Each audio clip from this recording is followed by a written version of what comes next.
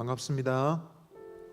수요 기도에 나오신 여러분 모두 환영하고 주님의 평화와 은혜가 함께 하시기를 바라겠습니다. 우리 옆에 계신 분 보시고 한번 인사하십시다. 참 잘 오셨습니다. 한 번 더 말씀하시겠습니다. 하나님은 우리와 함께 하십니다. 아멘. 이 시간 제가 한번 기도드리고 모임 시작하겠습니다. 귀하신 아버지 하나님, 오늘 저희들은 주님의 이름으로 모였습니다. 이 모임이 주님의 것 되기를 소원합니다. 이 한가운데 주께서 임하여 주시고 우리의 찬양과 또 말씀과 기도를 통하여 하나님 임재하여 주시며 주와 교제하는 복된 저녁 되게 하여 주옵소서. 예수님 이름으로 기도합니다. 아멘. 이 시간 우리 한번 찬양하며 나아가겠습니다. 오소서 진리의 성령님, 하늘 가르고 임하소서. 우리 찬양 드리며 나아가겠습니다. 오소서 진리의 성령님, 이 땅 흔들며 임하소서. 거짓과 탐욕 죄악에 무너진 우리 가슴 정케 하소서. 오소서 은혜의 성령님, 하늘 가르고 임하소서. 거룩한 불꽃 하늘로서 임하사 타오르게 하소서. 주 영광 위에 부흥의 불길 타오르게 하소서. 진리의 말씀 이 땅 새롭게 하소서. 은혜의 강물 흐르게 하소서. 성령의 바람 이 땅 가득 불어와 흰 옷 입은 주의 순결한 백성, 주의 영광 위에 이제 일어나 열방을 치유하며 행진하는 영광의 그날을 주소서. 오소서 진리의 성령님, 오소서 진리의 성령님, 이 땅 흔들며 임하소서. 거짓과 탐욕 죄악에 무너진 우리 가슴 정케 하소서. 오소서 은혜의 성령님, 하늘 가르고 임하소서.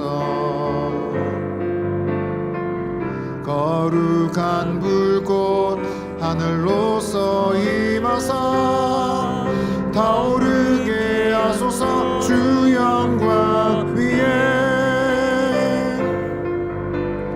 부흥이 타오르게 하소서. 진리의 말씀 이 땅 새롭게 하소서. 은혜의 강물 흐르게 하소서. 성령의 바람 이 땅 가득 불어와 흰 옷 입은 주의 순결한 백성, 주의 영광 위에 이제 일어나 열방을 치유하며 행진하는 영광의 그날을 주소서. 우리 가사를 생각하시면서 한 번 더 찬송 드리겠습니다. 오소서 진리의 성령님, 이 땅 흔들며 임하소서. 거짓과 탐욕 죄악에 무너진 우리 가슴 정케 하소서. 오소서 은혜의 성령님, 하늘 가르고 임하소서.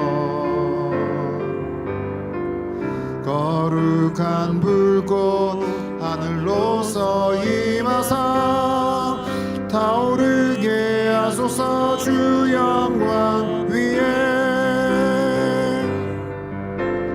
부흥의 불길 타오르게 하소서. 진리의 말씀 이 땅 새롭게 하소서.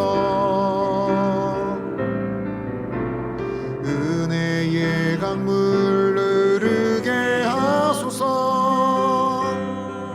성령의 바람 이 땅 가득 불어와 흰 옷 입은 주의 순결한 백성, 주의 영광 위에 이제 일어나 열방을 치유하며 행진하는 영광의 그 부흥의 불길 타오르게 하소서. 부흥의 불길 타오르게 하소서. 진리의 말씀 이 땅 새롭게 하소서. 은혜의 강물 흐르게 하소서. 성령의 바람 이 땅 가득 불어와 흰 옷 입은 주의 순결한 백성, 주의 영광 위에 이제 일어나 열방을 치유하며 행진하는 영광의 그날을 주소서. 이 시간 우리 한번 기도하시겠습니다. 우리의 부른 고백대로 우리에게는 진리의 성령님 필요합니다. 우리에게는 은혜의 성령님 필요합니다. 하늘을 가르시고 답답한 우리의 심령의 빗장을 여시고 임하여 주옵소서. 오늘 저녁 말씀과 또 기도 가운데 임하여 주옵소서. 성령님 우리를 가르쳐 주옵소서. 주의 진리의 길로 인도하여 주옵소서. 주의 은혜로 우리의 심령이 부흥케 하여 주옵소서. 우리 주여 한번 외치고 기도하며 나아가겠습니다. 주여, 하나님 아버지, 우리에게는 진리의 성령님 필요합니다. 우리에게는 은혜의 성령님 필요합니다. 이 땅을 흔드시고 우리의 심령을 흔드시고 임하여 주옵소서. 우리의 가슴을 정결하게 하여 주시고 임재하여 주옵소서. 영혼 속에 질려진 영혼의 빗장을 부시고 여시고 새롭게 하여 주시기를 기도하고 소원합니다. 주님의 불꽃으로 우리의 심령을 불태우시고 아버지 하나님, 험한 것은 다 불태워지고 떠나게 하여 주시고 주님의 거룩한 마음으로 충만하게 되기를 원합니다. 아버지 하나님, 우리의 심령 부흥케 하시고 교회가 주의 안으로 부흥케 하여 주시고 하나님이 기뻐하시는 신앙 공동체 되게 하여 주시고 이 시대의 소망이 되게 하여 주시고 죽어가는 땅을 살리는 저희들이 될 수 있도록 주께서 인도하여 주옵소서. 이 시간도 말씀과 성령으로 인도하여 주옵소서. 역사하여 주옵소서. 귀하신 아버지 하나님, 감사를 드립니다. 오늘 이 저녁 저희들을 불러주신 것 감사합니다.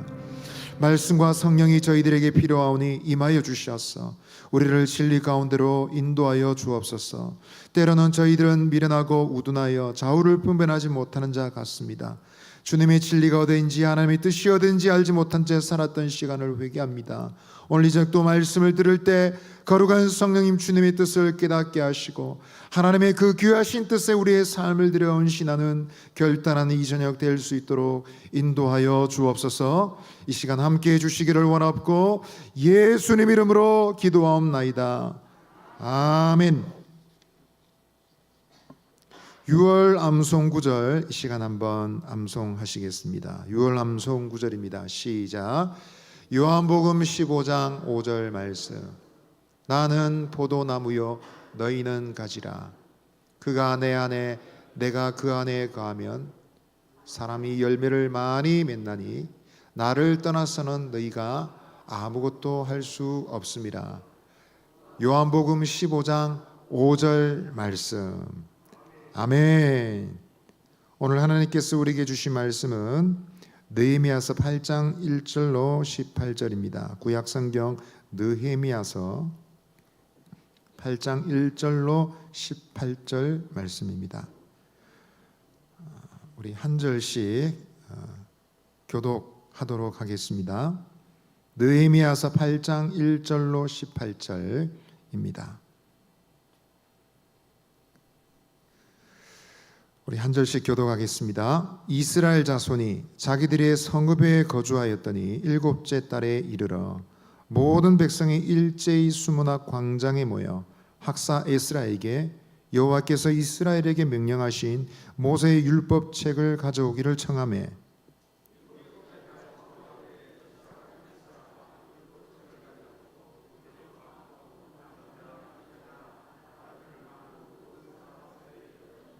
수문학 광장에서 새벽부터 정오까지 남자나 여자나 알아들을 만한 모든 사람 앞에서 읽음에 뭇 백성이 그 율법책에 귀를 기울였는데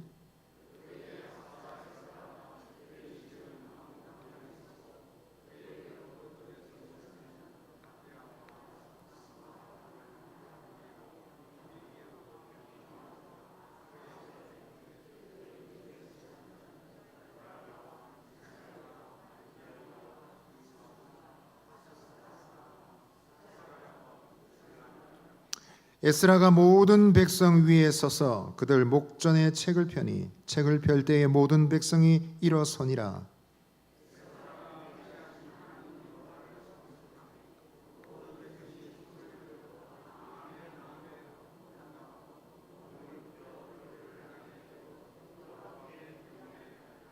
예수아와 바니와 세레바와 야민과 악굽과 사부대와 호디야와 마세야와 그리다와 아사랴와 요사밧과 하난과 블라야와 레위 사람들은 백성이 제자리에 서 있는 동안 그들에게 율법을 깨닫게 하였는데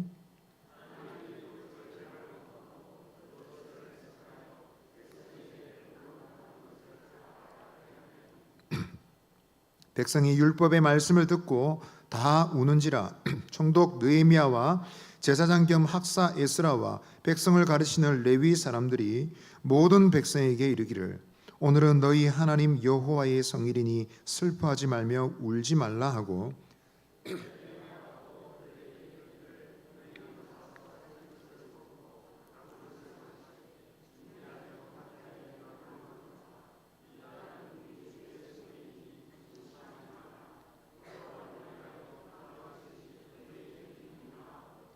레위 사람들도 모든 백성을 정숙하게 하여 이르기를 오늘은 성일이니 마땅히 조용하고 근심하지 말라 하니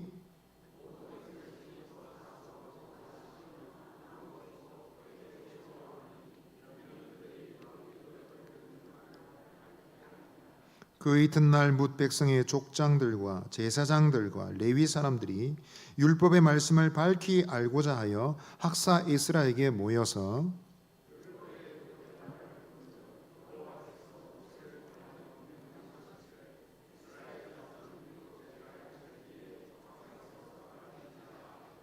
또 일러스되 모든 성읍과 예루살렘에 공포하여 이르기를 너희는 산에 가서 감람나무 가지와 들감람나무 가지와 화석나무 가지와 종려나무 가지와 기타 무성한 나무 가지를 가져다가 기록한 바를 따라 초막을 지으라 하라 한지라.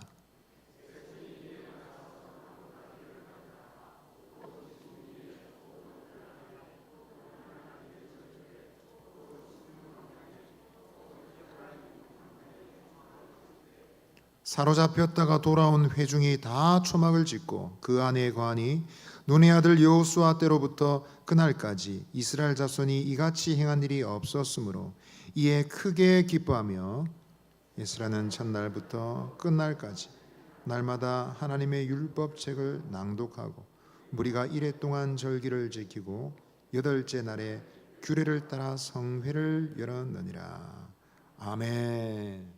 우리 서로에게 믿음의 말 나누겠습니다. 이렇게 말하겠습니다. 예수님 안에 좋은 일이 있습니다. 한 번 더 말씀하시겠습니다. 예수님 안에서 잘 되어가고 있습니다. 아멘. 설교하지 마라. 내한테 설교하지 마라. 이런 말을 사람들은 종종 합니다. 여러분, 이 말은 어떤 뜻일까요? 내한테 설교합니까? 무슨 뜻일까요? 따분한 얘기로 잔소리한다 라는 뜻일 겁니다. 이것은 설교에 대해서, 하나님 말씀을 다루는 이 일에 대해서 일반인들이 가지고 있는 인식이 어떤지를 잘 보여주는 표현입니다. 여러분들은 설교를 좋아하십니까? 예, 10사람 아멘 하시네요. 나머지 분들은 설교 안 좋아하시는데 왜 계십니까? 여러분들은 설교를 얼마나 들으실 수 있습니까? 얼마나 많이 들으실 수 있습니까? 늘 말없이 꾸준히 예배를 참석한 학생을 신방한 적이 있습니다. 그 친구를 만나서 예배에 대한 그 친구의 생각을 들을 수가 있었어요. 그런데 이 친구가 이렇게 말하더군요. 목사님, 우리 교회 설교는요, 아니에요. 그건 아니에요. 그러면서 말합니다. 설교는 짧고 굵게 재밌게 끝내야지요. 우리 교회 설교는 그게 아니에요. 짧고 재밌게, 짧게 재밌게 끝내야지요 라고 얘기를 하더라고요. 평소에 말수가 거의 없는 학생이 너무 강조해서, 무척이나 강조해서 반복해서 얘기하는 바람에 저는 조금 놀라기도 했습니다. 다음 세대를 바라보며 점점 더 이들은 유튜브나 이런 영상의 매체에 길들여져 가고 있는 풍조를 보게 됩니다. 긴 영상은 잘 용납하지도 않습니다. 유튜브를 들여다보면서 길어야 2, 3분입니다. 그 이상은 손이 잘 가지 않습니다. 요즘은 점점 더 짧아져서 아주 짧은 영상들을 연이어서 나오는 그런 동영상을 보며 학생들이 시간을 보내고 있습니다. 상당히 중독성이 있습니다. 저는 그런 광경을 볼 때마다 이 시대에 정말 진정한 영향력을 행사하는 것은 컴퓨터 프로그램 알고리즘이 아닐까 생각이 듭니다. 그런 것들이 아이들의 머리를 지배하고 아이들의 흥미를 만족시키고, 그러면서 그것들이 주는 정보들을 고스란히 받고 있는 것이 이 시대가 아닐까 생각이 듭니다. 여러분, 우리는 어떨까요? 여러분, 지금 이 시대에 우리는 무엇의 가르침을 받고 있습니까? 무엇이 과연 우리를 가르치고 있을까요? 우리를 가르치는 것은 과연 그렇다면 무엇이 되어야 하겠습니까? 오늘 우리가 읽은 말씀의 이야기는 그런 것을 생각하게 하는 본문입니다. 오늘 말씀의 이야기는 특별히 가르침이라는 것이 중요하고 하나님 백성들이라는 신앙 공동체, 이것은 굉장히 중요한데 그것은 그들의 영혼에 영향을 미친다라는 것입니다. 어떤 가르침을 받고 무엇을 배울 것인가 하는 것은 그들의 영적인 형편의 상황을 결정짓는다라는 것입니다. 나아가서 참된 가르침, 올바른 가르침은 신앙 부흥과 밀접한 관련이 있다라는 것입니다. 오늘 이야기를 통해 저는 3가지를 말씀드리고자 합니다. 첫 번째로 한번 따라 하시겠습니다. 심령의 부흥은 말씀들을 준비해서 시작됩니다. 오늘 우리가 읽은 본문의 내용은 무엇입니까? 바벨론 포로로 끌려갔다 돌아온 백성들의 이야기입니다. 그들은 예루살렘으로 유다로 돌아오자마자 그들은 성전을 건축했습니다. 그리고 그 성전을 완성하고 난 다음 시간이 한참 흘러 이제 드디어 성벽도 완성하게 되었습니다. 그러나 성전을 건축하고 성벽을 재건한 일들은 결코 간단하게 끝난 일이 아니었습니다. 그 이야기를 살펴보면 거의 불가능하게 가까운 일들이 기적같이 이루어진 일이었습니다. 하나님의 역사였습니다. 여러분, 그 중에 완성된 성벽, 이 성벽의 의미는 무엇을 의미할까요? 성벽은 한 마을의 한 지역의 보호와 안정을 의미합니다. 괴한이 쳐들어오는 그런 일들이 일상 속에 일어나는 한 일상의 모든 일들은 위기가 되고 맙니다. 갑자기 날강도가 들어와서 우리 집에 쳐들어와서 먹을 것 다 빼앗아가고 내 아내와 딸들을 강탈해가고 아들을 죽인다고 한번 생각해 보십시오. 그런 일들이 일상 속에서 반복되고 있다고 한번 생각해 보십시오. 여러분, 이런 상황이면 어떻게 한가롭게 앉아서 예배나 드릴 수 있겠습니까? 그런 상황 속에서 말씀에 대한 열정 같은 그런 말은 아주 사치스럽게 느껴질 수도 있습니다. 당장의 목숨이 위협당하는 그런 상황 속에서 기도 한번 제대로 드릴 수 있겠습니까? 근데 여러분, 이런 상황이 바로 느헤미야 시대의 상황이었습니다. 느헤미야 1장의 상황이 바로 그랬습니다. 고향 땅으로 가서 사람들이 그 형편을 살펴보고 온 사람들에게 물었더니 성이 다 무너지고 성문은 불타고 백성들은 이방 민족들에게 능력을 다하고 약탈을 당하고 고통을 받는 형편이었다는 얘기를 듣고 느헤미야는 며칠 동안이나 식사를 중단하고 금식하며 눈물로 하나님께 기도했더랬습니다. 그의 간절히 기도하는 소원은 그 민족을 다시 살리는 길, 무너졌던 그 예루살렘을 재건하는 일이었습니다. 그의 간절한 기도와 소원대로 하나님이 기적 같은 역사로 드디어 성벽이 재건되었습니다. 완성되었습니다. 성벽이 완성되고 이제 불안하기 그지없던 예루살렘은 이제 안정과 보안이 지켜지게 되었습니다. 그것은 하나님 말씀과 하나님이 주신 언약에 대해서 이제 비로소 잠잠히 생각할 수 있는, 고요한 가운데 안전하게 생각하고 묵상하고 배울 수 있는 상황이 되었다라는 것입니다. 그 일은 곧바로 진행이 되었습니다. 오늘 8장 1절 2절 말씀 다시 한번 읽어보겠습니다. 같이 읽겠습니다. 이스라엘 자손이 자기들의 성읍에 거주하였더니 일곱째 달에 이르러 모든 백성이 일제히 수문화 광장에 모여 학사 에스라에게 여호와께서 이스라엘에게 명령하신 모세의 율법책을 가져오기를 청하매 일곱째 달 초 하루에 제사장 에스라가 율법책을 가지고 회중 앞 곧 남자나 여자나 알아들을 만한 모든 사람 앞에 이르러. 아멘. 일곱째 달 초하루, 일곱째 달 초하루 7월 1일, 종교력으로 7월 1일, 유대인 민간력으로는, 유대인들은 달력이 여러 개가 있었습니다. 종교력 민간력이 있었습니다. 민간에서 쓰는 달력으로는 1월 1일에 해당되는 날짜입니다. 신년의 첫날이고 새해가 시작되는 날입니다. 이것은 소위 나팔절이라고 불려지는 절기입니다. 지금도 서구의 어떤 교회는 이 절기를 여전히 지키고 있습니다. 로시 하나냐라는 이름으로 지켜지고 있는 절기입니다. 태양력으로, 우리가 쓰는 달력으로는 9월 중순, 9월 15일경으로 해당되는 날짜입니다. 이 날은 율법에서도 이런 의미가 있는 날이고 느헤미야 8장의 이 문맥 속에서도 추가적인 의미가 더해진 날입니다. 왜냐하면 그들이 재건했던 성벽은 완성된 날이 6월 24일로 기록되고 있습니다. 6월 24일, 그리고 완성되고 난 다음 일주일 지나고 나서 이제 드디어 그 성 안에서 예루살렘 성전 중심으로 큰 집회를, 성회를 열고 있는 것입니다. 게다가 이날은 포로에서 돌아온 날이었습니다. 돌아온 백성들이 제단을 쌓고 하나님께 지속적으로 매일 번제를 드리기 시작한 날이기도 했습니다. 이 중요한 날에 백성들은 수문학 광장에 모였습니다. 물들이 들락날락하는 예루살렘 성 문 앞에 큰 광장이 있었던 것으로 보입니다. 넓은 공터에 있는데 성전은 다 수용할 수 없는 거대한 인파들을 수용할 수 있는 장소였던 것 같습니다. 그들의 모임의 상을 두고 오늘 본문은 일제히 모였다 했습니다. 예루살렘을 살아가는 수많은 백성들, 그 유다 지역에 살아가는 모든 사람들이 하나같이 모였다라고 기록하고 있습니다. 그 모인 사람들은 남자 혹은 여자로서 말을 알아들을 수 있을 만한 모든 사람들이라 했습니다. 굳이 글을 읽지 못한다 할지라도 말을 통해서 알아들을 수 있으니까 어린아이까지 다 모인 것입니다. 게다가 여러분, 이 자리에 말씀을 전하는 사람들도 다 모였습니다. 오늘 8장 4절 말씀 보시면 에스라가 그 특별하게 만든 강단에 서 있고 강단 주위로 수많은 지도자들이 서 있는데 오른쪽에는 6명의 지도자들, 왼쪽에는 7명의 지도자들이 섰습니다. 에스라까지 포함하여 14명의 사람들이 강단에 서서 지금 준비되어 있습니다.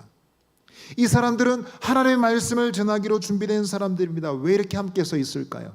스피커도 없고 마이크도 없는 시절이니까 그들이 말씀을 전할 수 있게 해서 이런 수단을 사용한 것입니다.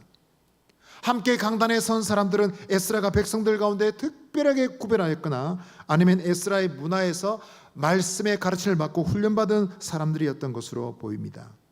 5절 말씀은 말합니다. 에스라가 모든 백성 위에 서서 그들 목전에 책을 펴니 책을 펼 때 모든 백성이 일어나니라. 백성들이 책을 펴는 것을 볼 때 다 일어났습니다. 백성들이 이제 말씀을 들을 준비가 되었습니다. 그들은 편하게 앉아서 말씀을 듣지 않았습니다. 3절 말씀에 의하면 그들은 심지어 새벽부터 정오까지, 유대인들의 하루의 시작은 6시입니다. 새벽 6시가 되면 하루가 시작되고 저녁 6시가 되면 하루가 끝이 납니다.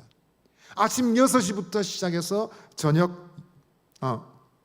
12시까지 장장 6시간이나 되는 시간들을 서서 혹은 앉아서 말씀을 들었다라는 것입니다.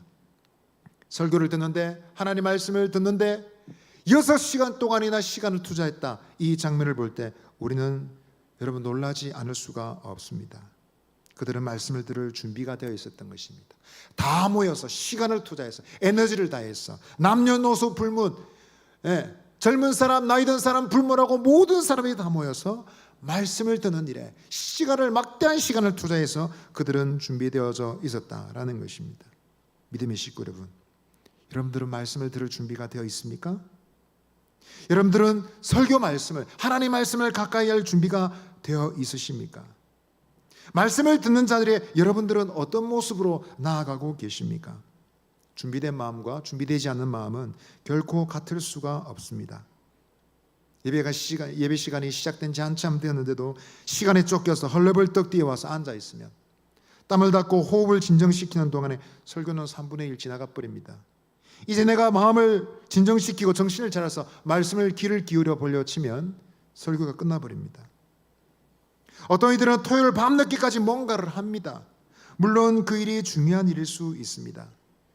그러나 바쁘고 분주하게 몰아붙이는 이 현대인들의 생활 패턴 속에 자기도 모른 채 길들여져 가고 있다는 사실을 모르는 것 같습니다.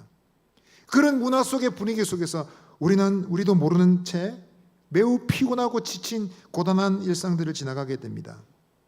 그런 가운데 나온 예배는 적어도 설교 시간에 졸지는 않는다 할지라도 듣는 시간 동안의 컨디션이 좋지 않아서 말씀을 진지하게 생각할 겨를이 없습니다.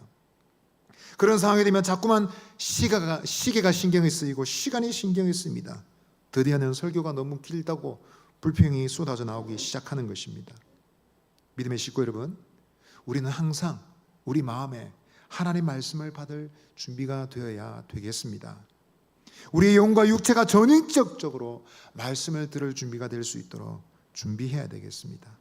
준비된 심령, 갈급한 심령은 말씀을 빠르게 깨닫게 합니다. 그리고 그 말씀을 흡수하게 합니다. 한 가지 말씀은 각자의 삶에 각자의 형편에 적용되어서 각자의 답이 되어집니다. 강단에서 선포되어진 말씀은 한 가지인데 각자의 삶에 있는 여러 수십 가지 문제에 적용이 되어서 수십 가지의 답이 되어서 각자의 삶을 돕는 답이 되는 것입니다. 그래서 여러분, 성도는 말씀을 듣는 시간을 소중하게 여기고 그 말씀을 들을 수 있도록 마음의 준비가 되어야 될 줄 믿습니다. 여러분, 설교를 잘 준비하는 것도 방법이 있지만 여러분, 설교를 듣는 것도 방법이 있다는 사실을 여러분 아십니까? 그냥 듣는 것이 아닙니다. 말씀을 들을 준비가 우리의 마음속에 되어 있어야 됩니다. 말씀이 어떻게 준비되고 말씀이 어떻게 선포되고 말씀의 가치와 그 중요성이 어디 있는지를 깨달아야 합니다. 지식이 있어야 됩니다. 그 지식이 있어야 말씀을 제대로 들을 수 있고 우리의 마음에 받을 수가 있습니다. 우리는 진정으로 말씀을 들을 준비를 잘 해야 됩니다. 그것은 여러분, 청중이 잘 마음을 준비하는 것뿐만 아니라 설교자가 말씀을 그와 같이 잘 준비할 수 있도록 해야 된다는 의미도 되는 것입니다. 교회 모든 일이 정돈이 되어 있어서, 행정과 실제에 관련된 모든 일이 정돈이 되어 있어서 설교자가 설교를 준비할 수 있도록 교회가 준비해야 됩니다. 사역자들은, 설교자들은 크고 작은 일들도 매우 바쁘고 분주하게 지냅니다. 지치도록, 힘이 들도록 바쁜 시간을 보냅니다. 물론 어떤 상황이든지 말씀을 전할 수 있어야 됩니다. 어떤 형편이 있든지 설교자는 말씀을 준비해야 되고 말씀을 전할 준비가 되어 있어야 합니다. 그리고 실제로 대부분 모든 설교자는 그렇게 살아가고 있습니다. 그러나 여러분, 말씀을 전할 수 있도록 교회 일들이, 크고 작은 인물들이 여러분 합리적으로 합당하게 정돈되어 있고 준비되지 않다면 어떻게 될까요? 일들이 과도하게 쏠리고 몰리고 설교자가 사역자들이 하지 않고 위임할 수 있는 일들조차도 설교자들이 시달리고 쫓겨다닌다면 어떻게 될까요? 결국은 그 설교가 날림공사, 부실공사가 될 것입니다. 여러분 급하게 만들어지고 여러분 조급하게 만들어진 부실공사로 만들어진 설교는 교회에 유익을 주지 못합니다. 설교는 고도의 집중력이 필요한 요청되는 작업이고 마치 집을 건축해서 쌓아 올리듯이 전문적인 과정이 필요한 일입니다. 이런 것을 생각할 때 그 어느 누구도 어떤 설교자도 대단한 메시지를 즉석에서 쏟아부을 만큼 위대한 설교자는 없습니다. 위대한 설교자, 이름 있는 설교자를 할지라도 준비되지 못한 상황이라면 그들이 전달할 메시지를 통해서 교회와 청중에게 유익을 주지 못합니다. 저는 그런 것을 많이 보았습니다. 여러분, 믿음의 식구 여러분, 우리는 모두 말씀을 들을 준비를 해야 되겠습니다. 우리 자신이, 우리 교회가 나아가서 하나님 말씀을 받을 준비, 마음의 준비, 실제적 준비를 잘 해야 됩니다. 여러분, 하나님 말씀에 주옥 같은 말씀이 얼마나 많이 있습니까? 그러나 우리는 얼마나 많은 순간 그 말씀을 지나칩니까? 우리의 마음이 예수님이 하신 말씀처럼 길가밭이 되고 돌짝밭이 되고 가시밭처럼 더 있어서 말씀을 받을 준비가 더 있지 않습니다. 복음의 귀한 말씀이 수많은 씨앗들이 떨어지지만 열매가 맺혀지지 않습니다. 그러나 여러분, 우리의 마음이 좋은 밭처럼 준비될 수 있다면 우리의 심령은 100배로 결실하는 하나님의 복을 누리게 될 것입니다. 믿음의 식구 여러분, 말씀 들을 준비를 하십시다. 진정으로 말씀을 들을 준비를 하십시다. 청중이 말씀이 받을 마음이 준비되어야 되고 설교자들이 또한 온전히 하나님 말씀을 들고 설 수 있도록 교회 지도자들은 교회를 합리적으로 지혜롭게 다스려야 될 줄 믿습니다. 말씀 받을 준비를 해서 하나님의 복을 받는 저 여러분 되시기를 바랍니다. 우리 서로에게 말합시다. 말씀 들을 준비가 필요합니다. 한 번 더 얘기합시다. 말씀 들을 마음의 준비 잘 합시다. 두 번째로 앞따라하겠습니다. 심령의 부흥은 말씀에 대한 깨달음에서 일어납니다. 오늘 우리가 읽은 본문의 유다 자손들은 말씀을 들을 준비가 되어 있었습니다. 이와 같이 준비되어 있었습니다. 그들 중에는 글자를 모르는 사람들도 있었을 것입니다. 무맹도 있었을 것입니다. 심지어 오랜 외국 생활로 인해서, 포로 생활로 인해서 유다의 언어, 모국어조차도 잃어버린 사람이 있었을지도 모르겠습니다. 그러나 그들의 준비된 마음이 그런 한계를 뛰어넘게 했습니다. 언어적인 한계, 문화적 한계를 뛰어넘어서 하나님 말씀을 사모하는 그 마음이 그 한계를 뛰어넘고 장애물을 뛰어넘게 하는 힘이 되었습니다. 어디서 알 수 있습니까? 에스라가 강단에 서서 하나님 말씀을 펼 때에, 하나님의 말씀의 책을 펼 때에 그들은 모두 다 자리에서 일어났습니다. 여러분, 그 몸을 일으켜 세워서 자리에서 일어남으로써 말씀에 대한 존경심을 겉으로 표현했습니다. 오늘 에스라서 8장 6절 말씀 보시면 에스라가 위대하신 하나님 여호와를 송축하며 모든 백성이 손을 들고 아멘 아멘 응답하고 몸을 굽혀 얼굴을 땅에 대고 여호와께 경배하니라 했습니다. 백성들은 세 가지의 행동으로 응답했습니다. 손을 들었습니다. 하나님을 찬양할 때 그들은 다 손을 들어서 함께 동참했습니다. 두 번째는 아멘이라고 크게 외쳤습니다. 아멘, 아멘이라고 응답했습니다. 세 번째는 그들이 몸을 굽혀서 땅에 얼굴을 대고 하나님께 경배를 드렸습니다. 이런 제스처, 이런 행동은 누가 가르쳐 주었을까요? 에스라가 그렇게 해라고 명령했을까요? 레위인들이 이제 말씀을 선포하며 성경책을 펴면 그렇게 하세요, 찬양합시다 하면 그렇게 합시다 라고 여러분 지침을 주었을까요?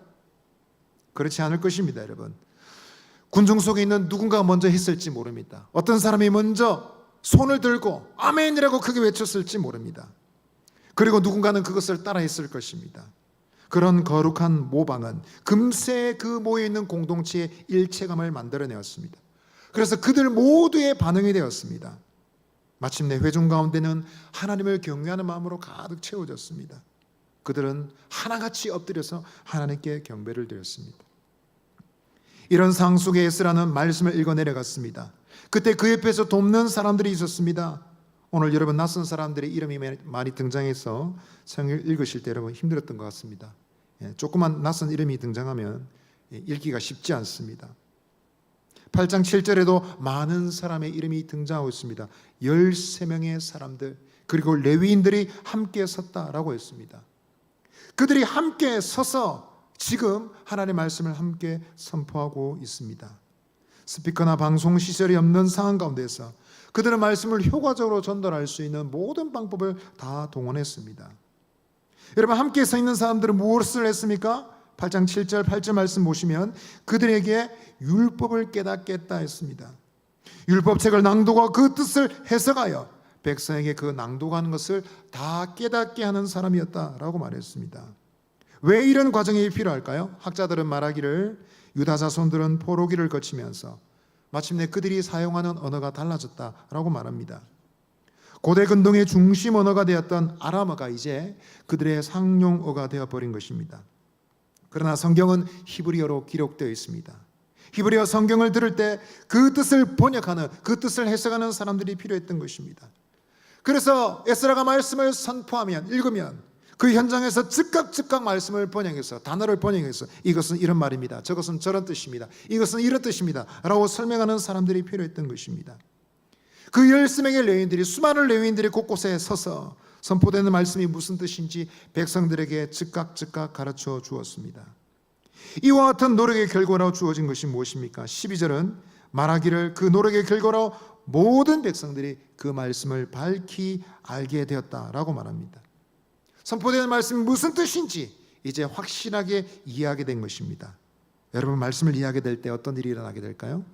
오늘 9절 말씀을 다시 한번 읽어보겠습니다. 9절 말씀 다시 읽겠습니다. 시작. 백성이 율법의 말씀을 듣고 다 우는지라. 총독 느헤미야와 제사장 겸 학사 에스라와 백성을 가르치는 레위 사람들은 모든 백성에게 이르기를 오늘은 너희 하나님 여호와의 성일이니 슬퍼하지 말며 울지 말라 하고, 총독과 레위 사람들이 자제시켜야 될 만큼, 좀 조용히 하세요, 좀 진정하세요 라고 할 만큼 백성들의 울음소리가 작지 않았습니다. 그저 조용히 눈물 흘리는 정도가 아니라 통곡을 했습니다. 말씀을 통해서 그들은 심각한 것을 깨달았습니다. 그들의 범죄를 깨달았습니다. 그리고 그 조상들이 저지른 잘못과 허물이 무엇인지 알게 되었습니다. 그들이 역사적으로 겪은 재난의 원인이 무엇인지, 그 비극적인 경험이 이유가 무엇인지 비로소 알게 되었습니다. 자칫 축제 분위기 속에 시작되었던 이 집회가 갑자기 비탄의 울음 속에 장례식처럼 되어버릴 위기에 처하게 되었습니다. 왜 그렇습니까, 여러분? 하나님의 말씀에 그들을 관통한 것입니다. 하나님의 말씀에 그들의 중심을 뚫고 지나갔습니다. 그랬더니 그들의 중심에 울음이 터졌습니다. 눈물이 쏟아졌습니다. 이처럼 여러분, 하나님의 말씀은 사람 심령을 뚫는 능력이 있습니다. 힘이 있습니다. 하나님의 말씀은 그것을 이해하기만 하면 하나님을 향해 열려있는 사람들이 반응하게 되는 것입니다. 말씀이 무슨 뜻인지 이해하게 되면 여러분, 여호와를 경외하는 마음을 가지고 있는 사람들의 심령 속에 마음의 문이 열리게 되는 것입니다. 이런 일들은 역사상 많이 있었습니다. 지금부터 좀 오래되었지만 12세기 말경 유럽에 한 있었던 일입니다. 프랑스 어떤 한 거리에 가수가 길 모퉁이에서 무대를 꾸며 놓고 거기서 연극을 상연하고 있었습니다. 그 시대는 그렇게 했습니다. 길거리에 무대를 만들어 놓고 배우가 연극을 하는 그런 일들이 있었던 것 같습니다. 이 사람이 연극을 하면서 연극을 통해 보여준 내용은 이것입니다. 어떤 한 귀족이 자기의 재산을 전부 다 팔아서 가난한 자들에게 나누어 주고 새로운 삶을 살게 됐다, 그런 내용이었습니다. 그런데 이 연극을 다른 사람들, 지나치는 사람들이 많았지만 그 연극을 유심히 인상 있게 보던 한 사람이 있었는데 그 사람은 왈도라는 사람이었습니다. 상인이었습니다. 장사치였습니다.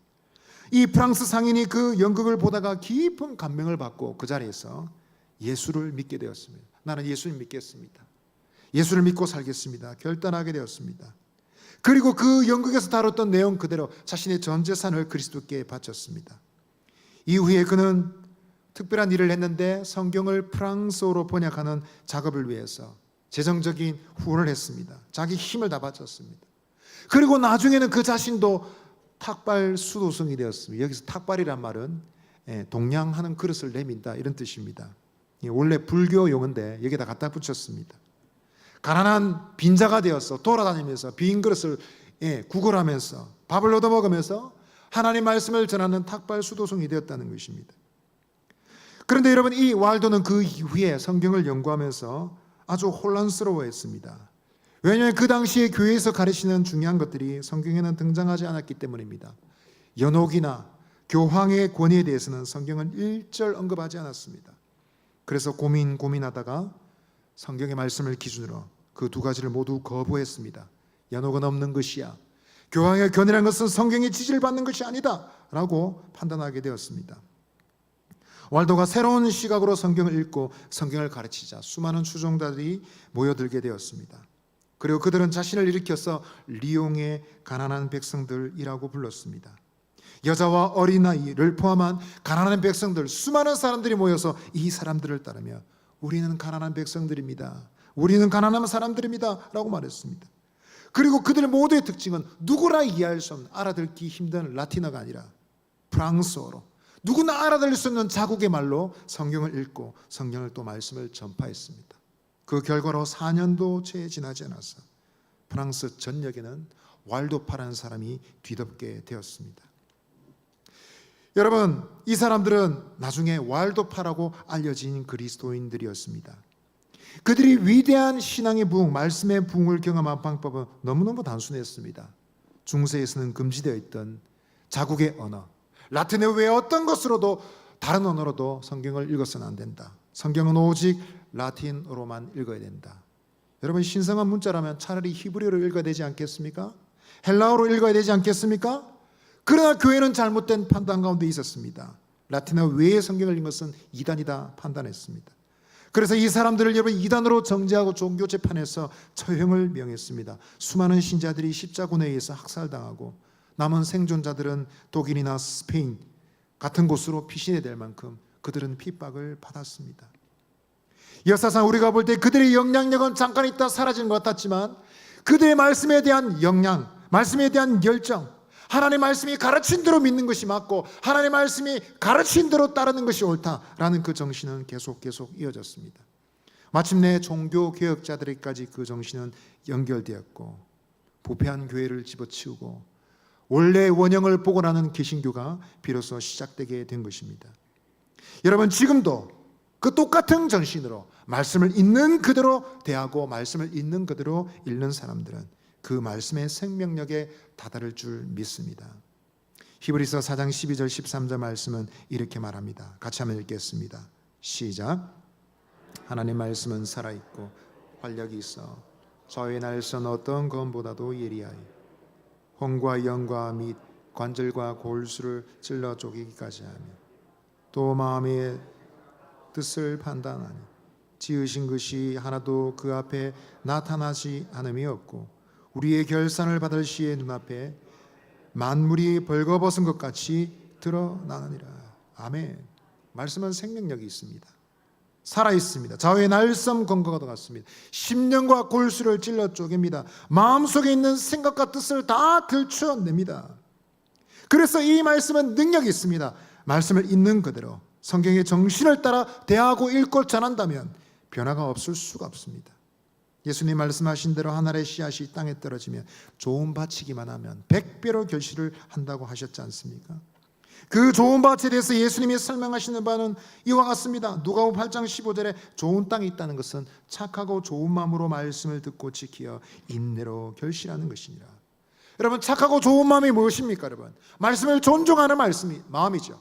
말씀을 인정하는 마음이죠. 말씀을 있는 그대로 받아들이는 마음이죠. 자신의 생각을 썩지 않고 말씀을 곡해하지 않고 있는 그대로의 성경의 정신을 고스란하게 받는 것이 착하고 좋은 마음입니다. 여러분, 이와 같은 정신을 따라 믿는 성도들은, 하나님의 말씀을 붙잡는 성도들은 언제나 승리할 것입니다. 아멘. 믿음의 식구 여러분, 성경을 가까이 하고 계십니까? 성경 가까이 하고 살아가고 계십니까? 혹시 그렇게 하지 못하고 있다면 이유는 무엇일까요? 바쁩니다. 피곤합니다. 혹시 그렇습니까? 그렇다면 그 바쁘고 피곤한 이유는 또한 무엇입니까? 그것이 단순히 핑계라면 늘 입에 핑계처럼 달고 다니면서 바쁩니다. 피곤해서 제가 못하겠습니다. 그렇다면 우리는 좀 더 열심을 내야 됩니다. 게으른 사람들은 하나님의 은혜를 다 알고서도 누리지 못합니다. 마치 여러분 목에 떡 목걸이를 걸고 죽어가는 게으름뱅이 어떤 사람처럼 게으른 사람은 하나님의 은혜를 주셔도 누릴 수가 없습니다. 그러나 어떤 사람은 정말 고단하고 피곤한 분들이 있습니다. 지치고 고단할 만큼 삶이 바쁘게 돌아가고 있다면 우리는 하나님께 기도해 봐야 됩니다. 하나님, 제가 왜 이렇게 바쁩니까? 제가 왜 이렇게 피곤하고 지치고 고단합니까? 예배할 수도 없고 기도할 수도 없고 하나님 말씀을 묵상할 수도 없고 읽을 수도 없다면 제가 왜 이렇게 바쁩니까? 하나님 저를 좀 도와주십시오. 경제적 여유를 주시고 말씀을 읽을 시간 말씀 앞에 나갈 수 있는 여유를 저에게 주시옵소서. 그런 기도와 함께 여러분 정말 우리의 생활을 돌아보고 정리하고 내려야 될 것이 무엇인지 생각해 보아야 될지도 모르겠습니다. 심지어 그것이 돈벌이가 되는 직장이나 생업의 일이라 할지라도 우리는 심각하게 생각하고 내가 말씀을 읽을 수도 있고 주님을 섬길 수도 없다면 내 삶의 내 라이프 스타일에 결단을 내려야 될지도 모르겠다, 판단을 될지도 모르겠습니다. 여러분, 우리는 성경을 가까이 해야 되겠습니다. 있는 힘을 다해서 우리의 지혜를 다해서 하나님의 말씀을 읽고 묵상할 시간을 만들어내야 됩니다. 또한 여러분, 그와 함께 교회는 하나님의 말씀을 양성하는 말씀을 전하는 일꾼을 양성해야 됩니다. 교회에서는 다른 어떤 프로그램보다도 말씀을 가르치고 그것을 실제로 자녀들에게 가르칠 수 있는 일꾼들을 세워야 합니다. 직분을 가졌다고 신앙 연수가 오래됐다고 저절로 말씀을 가르칠 수 있는 것이 아닙니다. 특별히 교사는 배우는 사람들이 되어야 됩니다. 겸손하고 성실하게 배워야 됩니다. 그 배움을 중단해서는 안 됩니다. 만약 이것을 거절하는 사람이 있다면 교사의 자격이 없습니다. 배우지 않는 사람들은 기껏해봤자 자기 얘기합니다. 직장에서 성공한 이야기, 자신의 인생의 경험 이야기, 자신의 인생의 좌우명, 이런 이야기를 합니다. 하나님의 말씀을 가르쳐야 될 시간에 사람의 생각을, 사람의 이야기를 가르치고 있습니다. 믿음의 식구 여러분, 저 여러분 우리 모두는 하나님의 말씀을 성경을 가까이 할 수 있게 되기를 바랍니다. 그리고 성경이 제대로 알고 가르치는, 성경을 제대로 알고 가르치는 말씀의 일꾼이 되기를 힘써야 되겠습니다. 그래서 우리가 말씀을 깨닫고 그 말씀의 능력을 경험하는 신앙 공동체가 되어야 될 줄 믿습니다.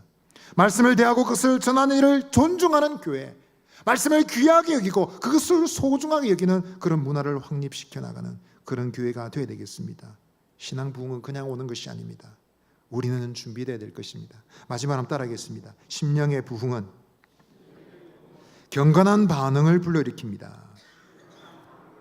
오늘 13절 말씀을 다시 한번 읽어보겠습니다. 시작. 그 이튿날 뭇 백성의 족장들과 제사장들과 레위 사람들이 율법의 말씀을 밝히 알고자 하여 학사 에스라에게 모였어. 아멘. 그 이튿날이라고 했습니다. 그 이튿날은 언제입니까? 나팔절 절기를 마친 그 다음 날입니다. 집회가 다 끝났습니다. 일상으로 돌아가야 될지도 모르겠습니다. 그런데 어떤 사람들에게는 새로운 관심이 시작되었습니다.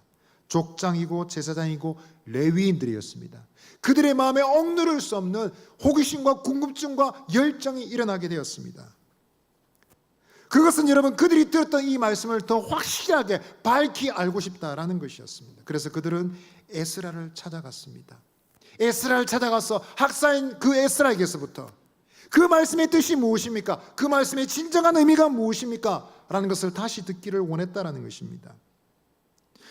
그들은 지도자이고 백성들보다 말씀을 더 많이 알고 있는 사람들이었습니다. 그럼에도 불구하고 그들은 더 깊이 알고 싶어졌습니다. 무엇을 알 수 있습니까? 하나님의 말씀이란 알게 되면 더 정확하게 알고 싶어지고 깨닫게 되면 더 깊이 알게 되기를 원하는 갈망을 주는 능력이 있다라는 것입니다. 이것이 바로 말씀이 주는 효과입니다. 이런 말씀의 영향력에 이끌려 그들이 마침내 할 수 있는 일이 무엇인지 찾게 된 것입니다.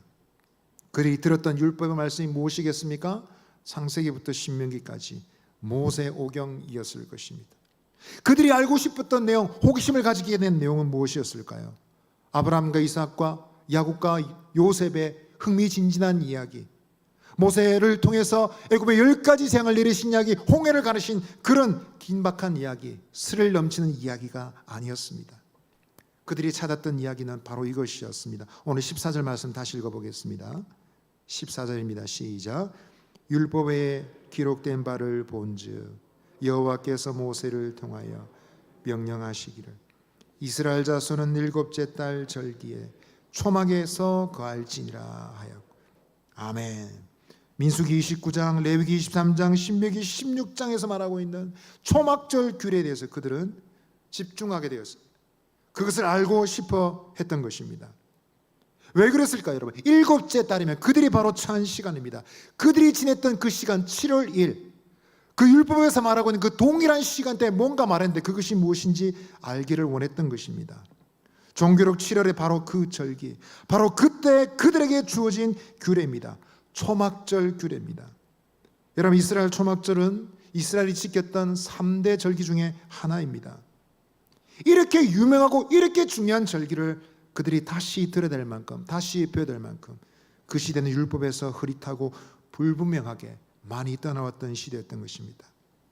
잊혀졌던 하나님의 절기, 이제 그들은 그것을 스스로 깨닫고 확실하게 알고 그 자리로 나아가게 됩니다. 16절 17절 말씀 보시면 모든 백성들이 들판에 나가서 나뭇가지를 가져와서 지붕 위에 뜰에 하나님의 전뜰에 숨은 광장에 자리가 있는 곳이면 어디든지 초막을 지었습니다. 오두막을 만들었습니다. 그래서 그 안에 들어가서 살았습니다. 일주일을. 모든 백성들이 참여했습니다. 그런데 여러분, 중요한 것은 그러한 절기 준수가 눈의 아들 여호수아 때로부터 그날까지 한 번도 그렇게까지 전적으로 해본 적이 없었다는 것입니다. 적어도 1000년 동안 시행되지 않았던 일들이 백성 가운데 이루어지게 된 것입니다. 누군가 그렇게 말할 수 있습니다. 이것은 사무엘도 그렇게 한 적이 없습니다.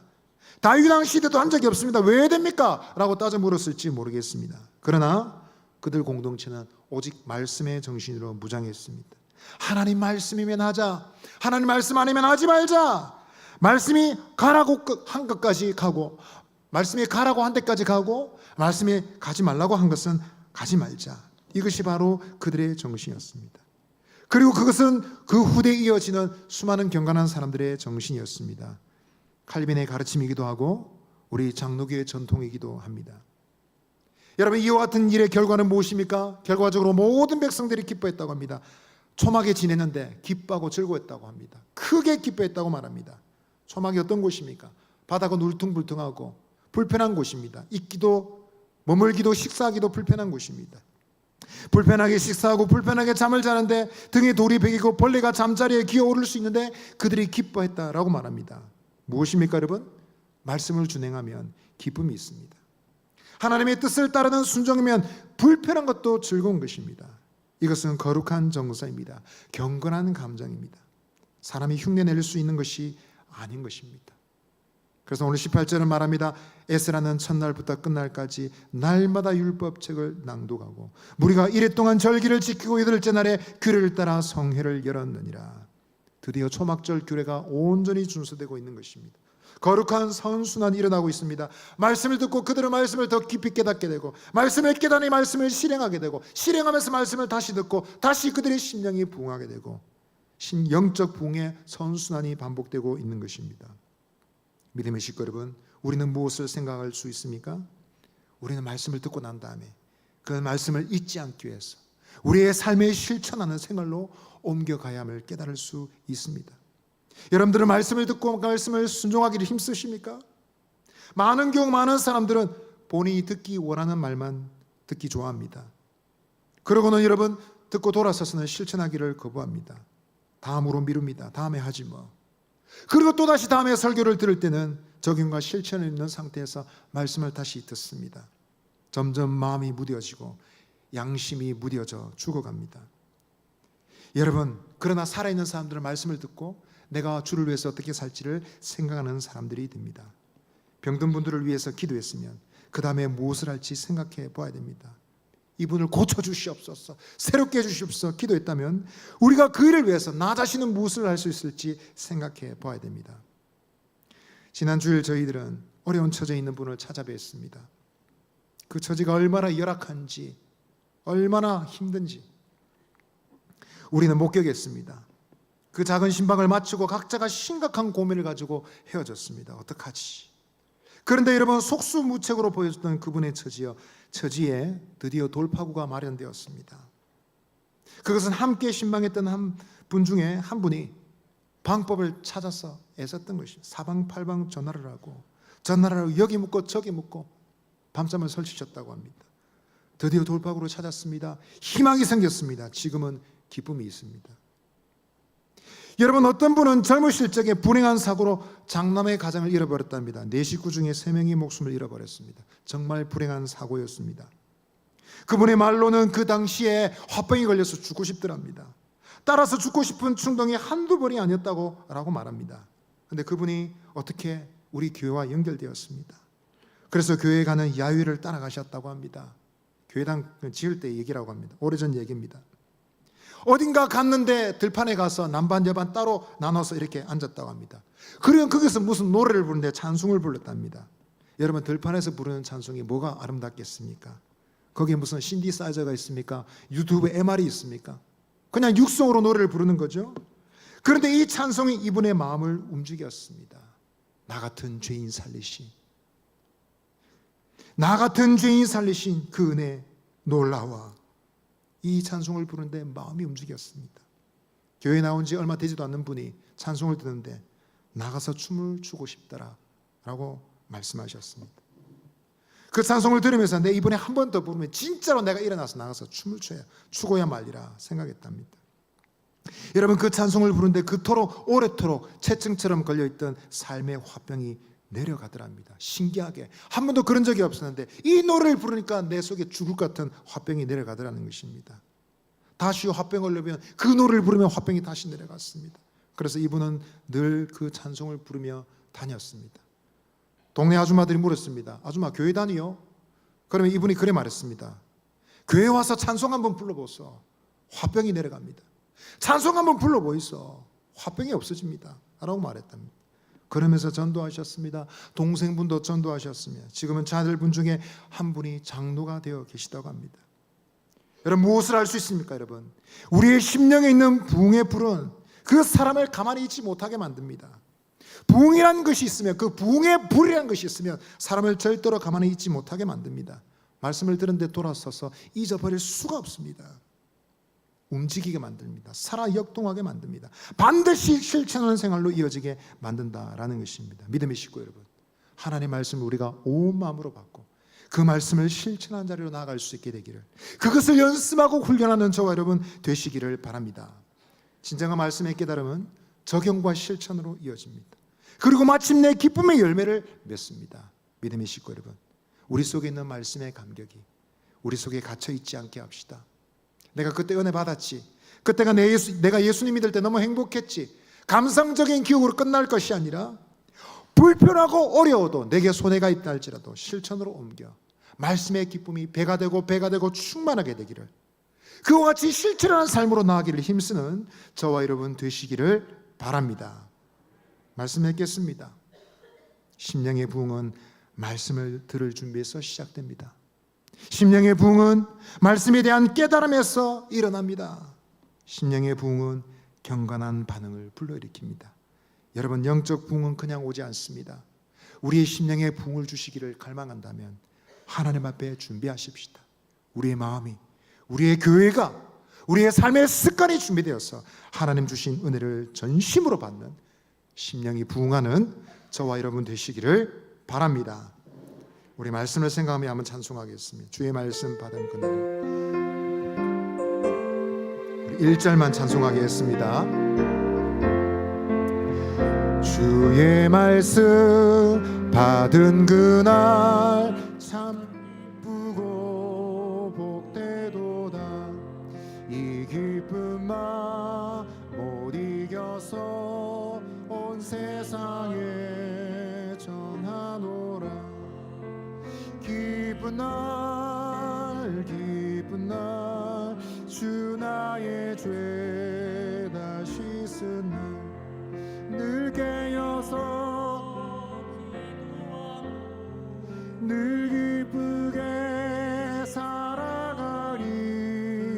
기쁜 날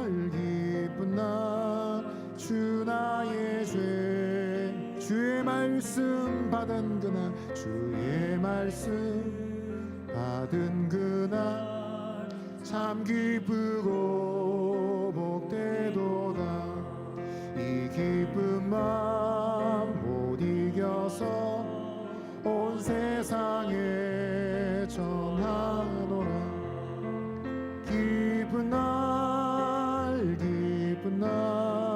주 나의 죄 다 씻은 날 늘 깨어서 기도하고 늘 기쁘게 살아가리.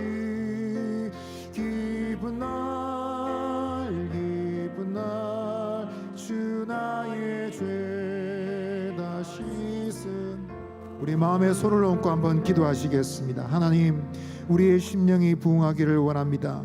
그러나 우리의 심령은 하나님 빗장에 굳게 질러져 있어 말씀이 들어올 여유가 잘 없습니다. 바쁘고 피곤하고 분주하고 우리의 직장과 생업과 내 관심사에 이리저리 쫓겨다니며 하나님을 위한 경건한 일들을 추구할 시간이 없습니다. 하나님, 우리의 심령을 고쳐주시고 주의 말씀을 사모하는 마음 주시옵소서.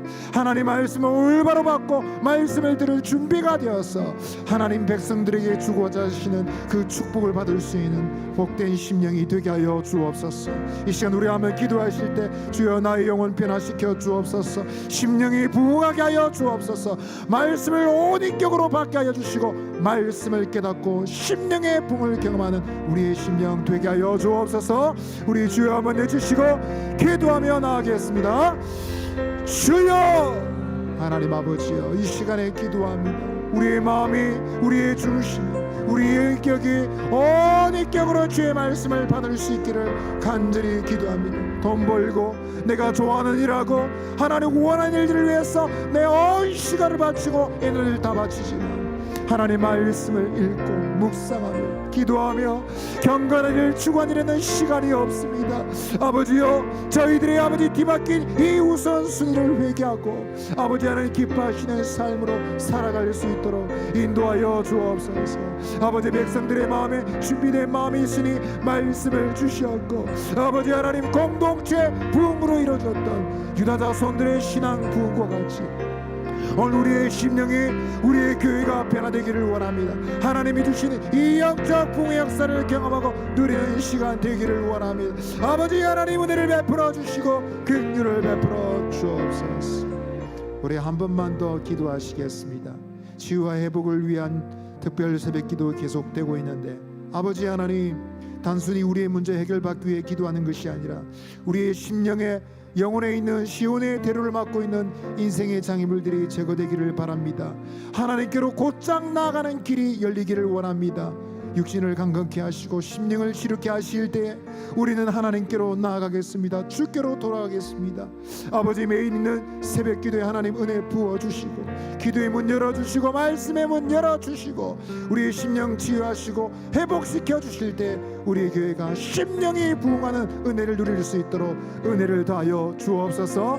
우리 사상교회가 이와 같은 기도를 통하여 하나님 치유받고 영혼의 부흥을 누릴 수 있도록 도와달라고 우리 교회를 위해서, 우리 기도를 위해서 우리 주여 한번 해주시고 한번 기도하며 나아가겠습니다. 주여, 하나님 아버지, 치유와 회복을 위한 기도에 은혜를 부어주시고 우리 영혼에 있는 아버지 시온의 대로가 열리기를 간절히 기도드립니다. 질병과 가정의 염려, 온갖 풀리지 않는 인생 문제로 하나님을 가까이 할 수 없는 우리의 삶 고쳐주시고 치유하시고 회복시켜 주실 때 저희들이 다시 주님을 기억하고 하나님을 기억하고 돌아갈 수 있기를 원합니다. 아버지, 우리의 심령이 부흥하게 되기를 원합니다. 우리의 마음이 변화되어 아버지 교회가 새로워지기를 원합니다. 하나님이 기뻐하시는 아버지 주께서 주신으로 강건케 되어 하나님의 뜻을 실행하는 주님이 기뻐하신 뜻을 추구하는 교회로 변화되는 복된 시간 될 수 있도록 은혜를 부어 주시옵소서. 이 시간에 우리 개인적으로 기도하시겠습니다. 우리 개인적인 기도 제목 주께 드리며 하나님 은혜 베푸시고 나의 기도를 들으시며 나의 심령을 부흥케 하소서. 우리 교회를 부흥케 하옵소서. 우리의 심령이 뜨거워지고 하나님을 알아서 말씀 깨닫게 하시고 말씀을 통해서 주시는 성령의 충만한 은사가 충만한 우리 개인과 교회가 되게 하여 주옵소서. 개인적인 기도 제목 자유롭게 기도하며 돌아가겠습니다. 우리 주여 한번 외치고 자유롭게 기도하며 나가겠습니다. 주여. 하나님 아버지,